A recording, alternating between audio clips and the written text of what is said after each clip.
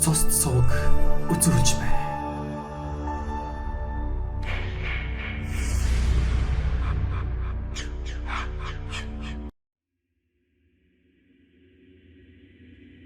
Инээдэмтэй ч хэмээр итгэмээргүй ч юм шиг энэ явдал 2000 оны улсын их хурлын сонгуулийн өмнөхөн нийслэлийн захын гэр хороололд гарсан юм. Үе төмөн нэр дэвшигчид эргээд сонгогчдын итгэл найдварыг хүлээсэн хүн болж харагдахын тулд сайн сайхан сэтгэлдээ төлөв төвшин хүний дүрд тогломжууж хэлцгээж байв. Тухайн үед улсын их хурлын синтед заларч байсан. Дахиад ч залрах хүсэлтэй нэгэн эрхэм өндөр зөөлөн синтигээ алдчихгүй тулд гэр хорооллын мөхөр тахир гудамжуудаар том хар машинтайгаа бараа болгочдын хамт хэрэм бидэж өндөр настан ядарсан зүдэрсэн иргэдэд буян нүнжгээ гайхуулан явж байсан аж. Гэтэл яг улаан зам дээр нь гар хөлөөсөө 4 хүүхэд шаваарлуулан зуурлуулсан нойрхой хувцастай нэгэн эмэгтэй цэвэрхэн хувцалсан эрэм хоёр хүний хамт гарч ирэн машиныг нь зогсоож дөнгөжээ. Хал зурдуур нь гараа алтлан яваад орсон учраас зогсохоос ч өөр арга байсангүй.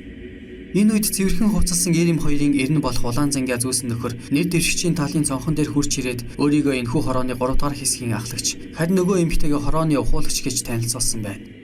Улсын их хурлын гишүүний синтед заларч саарл орноос гарахгүй суусаар сонгуул болох үед сонгогчдоо санан саял нэг гэр хороолол руу хөл тавьдаг эрхэм гишүүн хороо хорны хэсгийн ахлагч, зааварлагч, ухуулагч нарыг хэрхэн ялгаж таних билээ. Гэхдээ улаан зам дээр хөнөлтөн гарч ирээд өөрсдөө танилцуулсан хүмүүс нь эрхэм гишүүнийг улсын их хурлын суудалд дахин залрахад гарцаагүй хэрэг болох хүмүүс байсан учраас тэрээр тэдний үгийг тухтайхан сонсохын тулд машинаасаа буусан юм санаж. Энэ үед 4 хүүхэд 4 мөчнөөсөө дүүжилсэн уранхай хувцастай туранхай эмэгтэй хурж ирээд эрхэм гишүүнийг өөрийнхөө ядуухан гэр орноор орж үзхийг хүссэн байна. Улсын их хурлд нэр дэвшиж яваа хүн өөрийнхөө нэр дэвшсэн тойргийн нэн ядуу нэгж болохны айлын гэрээр орж гарна гэдэг бол рейтингээ дэвшүүлэх хамгийн шилдэг арга гэдгийг мань төрийн түвшээ нэг муухан шиг гадарладаг байсан юм санаж. Тиймээс тэрээр уухайн тас зөвшөөрн нөгөө хүмүүсийг арийнхаа машинд суулгаад ядуу сонгогчийнхоо гэрт очихоор яаран хөдөлсөн байна. Улсын их хурлын гишүүний машин гэр хорооллын шавар шавхай энхэл догол болсон мөрий тахир гудамжаар орооч сүлжиж явсаар бараг уулын орой дээр барьсан хашаа хорооч байхгүй нооросын хар гэрийн гадаа очин зогсдол гэр дотроос бас баахан шалдан үсгэн хүүхэд шаваарлалтан шугал сар гараад ирсэн аж. Эрхэм төрийн түвшээ өөртөө нуулцахыг хүссэн тойргийнхаа нэн ядуу эмзэг бүлгийн айлд зоримогхон явж орсон ч орсон хойноос сэжиглсэн байртай цөмцийн сууж цай хийж өгсөн аяганд нь уруулаа хүргэсэн дүр үзүүлэн дөхүүлээд буцааж тавихтаа уг айлын нэн ядуу тарчиг байдлыг харан толгойс ихсэрчээ. Айлын эзэгтэй болох мөнөг туранхай хүүхэн би нөхрөөсөө 5 хүүхэдтэй бэлэвсэн үлдсэн юм. Эдэн дээр манай төрсөн дүүгийн 6 хүүхэд надтай хамт амьдардаг. Аав ээж нь машины ослоор өнгөрчихсөн юм. Гэтэл надад эд нарыг тэжээх мөнгө алга. Ажил хийдэггүй болохоор цалин мөнгөч байхгүй. Гэх мэтээр зовлон тоочж ихэлсэн бөгөөд хороо хорны ажилтан хоёрч хажуунаас нам уралдуулан хачир нэмж. Манай энэ хавийн хамгийн өрөвдөлтэй хамгийн ядуу айл бол эднийх. Энэ хүндэл тус болж үзээрэй гэж ирээд л яаж гарсан аж. Эрхэм гишүүн маань тэдний үгийг дуугүй сонсч сууснаа ихэмсгээр босч зогсоод "За би энэ хавийг хариуцсан төрийн түвшээ хүний хувьд та бүхний байдлыг маш сайн ойлголоо.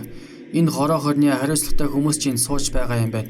Энэ завшааныг ашиглаад миний бие ядуу тарчиг амьдралын үнтийг мөрөн дээр өөрч яваа. Энэ өрх толгойсон хөөрхий ихэд шинэ гэр авч өгөх мөнгийг хороо хорных нь хэсгийн ахлагчийн нүдэн дээр гардуулж өгөх зүйтэй гэж бодлоо.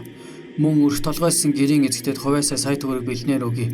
Өр хүүхдүүдтэй хоол хонд хувцс хунар авч өгөөрэй. Химээ хөнгөнүүлэн хилж шадар туслахаа машин руугаа гүйлхэн хоёрч бодол 10,000 тийн дэвсгэрт гардуулж өгсөн юм санаж. Гэр дотор байсан хүний өөрийн хүмүүс ч энэ явдлыг сайшаан алга нэгжинтэл ташаад маад гархан сууж байтал гинэт гаднаас камер барьсан 2 годгор салуу сүс ар хийгээд ороод ирсэн байна. Эрхэм гишүүн ч хөндлөсөн "Юун хүмүүс вэ? Хаанаас яваа? Аль телевиз их вэ?" гэж асуувал дэрэгдэн суусан хорооны зааварлагч хүүхэн "Монгол телевизээс яваа юм аа. Бид нар таныг энэ айлд орё гэхээр дуудчихсан юм" хэмээн чихэнтэн чимэлсэн аж. Энэ үгийг сонсомогцоо эрхэм гишүүн дотроо арай түрүүхэн 2 сая төгрөг гартуулж байх үед орж ирэх нь яаваа хэмээн баг зэрэг харуулсаад авсан юм санаж. Тэгтэлч телевизийн сэтгүүлч залуу микрофоноо барьсаар эрхэм гишүүний өмнө хүрээд иржээ.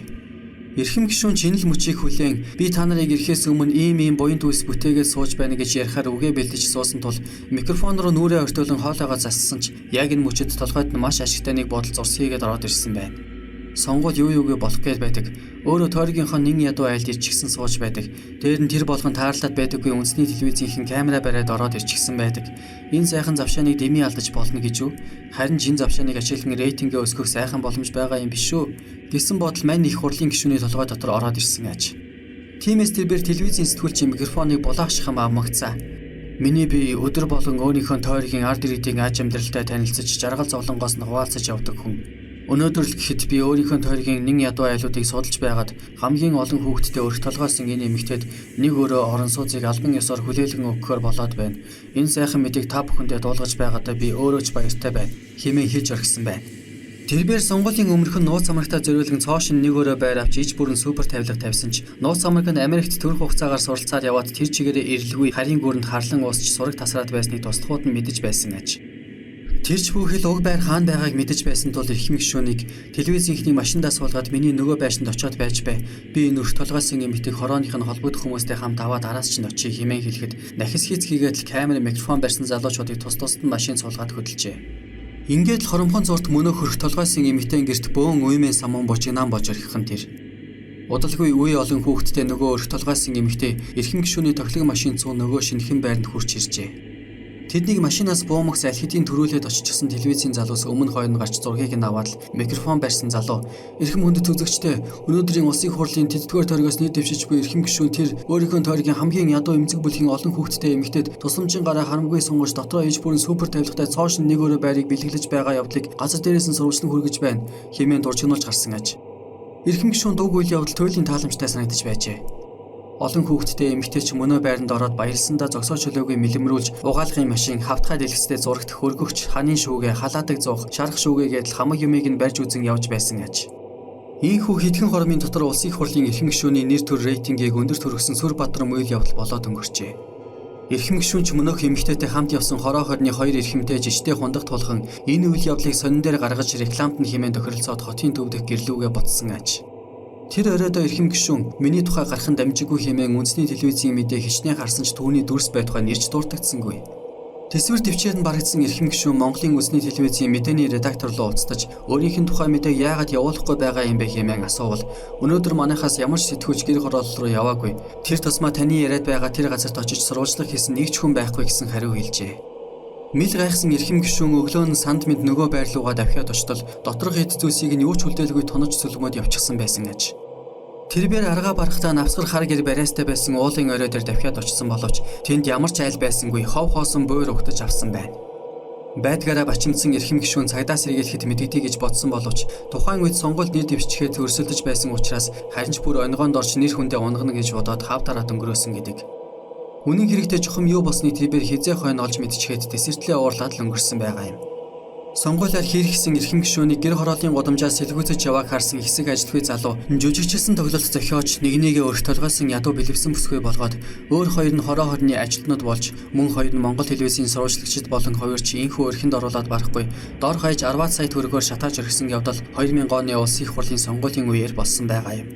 Нэг ёсондоо сонгуулийг ашиглан цэвэрхэн залилан лойвор хийсэн байжээ. Мань эрхэм гишүүн тухайн жил нэлээд хөрөнгө хаясан ч сонгуульд яаж чадлагүй нам онож навс ялагдсан бөгөөд түүнийг хэрхэн лойвор тулсан болохыг тухайн тойргийн хороо хооронд хариуцлагатай алба хашдаг нэлээд хэдэн хүн өнөө хүртэл жиг жуг хийдэг юм.